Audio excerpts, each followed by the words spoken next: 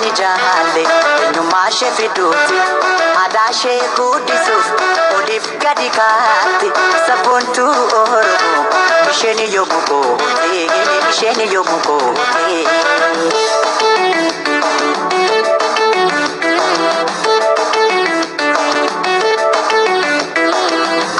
Shemi daga okushina softu Oromummaa isheetiin yommuu itti boontu baay'ee ishee jaalle daran jaalatamtu daran jaalatamtu.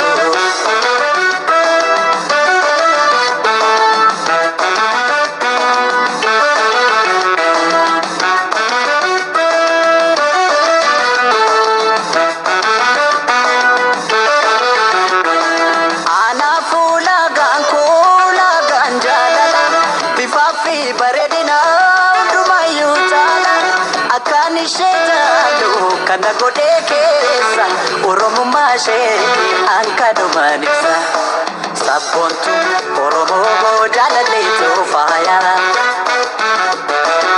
hamaan sin argatiin naaf ta'e nagaya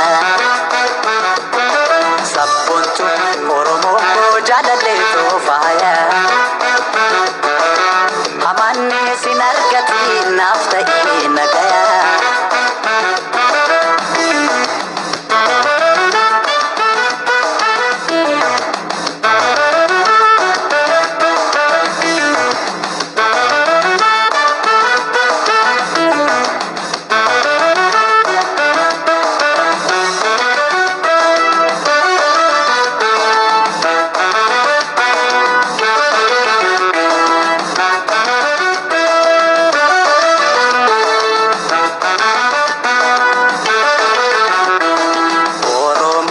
Sheni jaalle eenyummaa ishee fiduuti aadaa ishee guddisuuf oliif gadi kaatti sabboontuu Oromoo isheen yommuu goote isheen yommuu goote.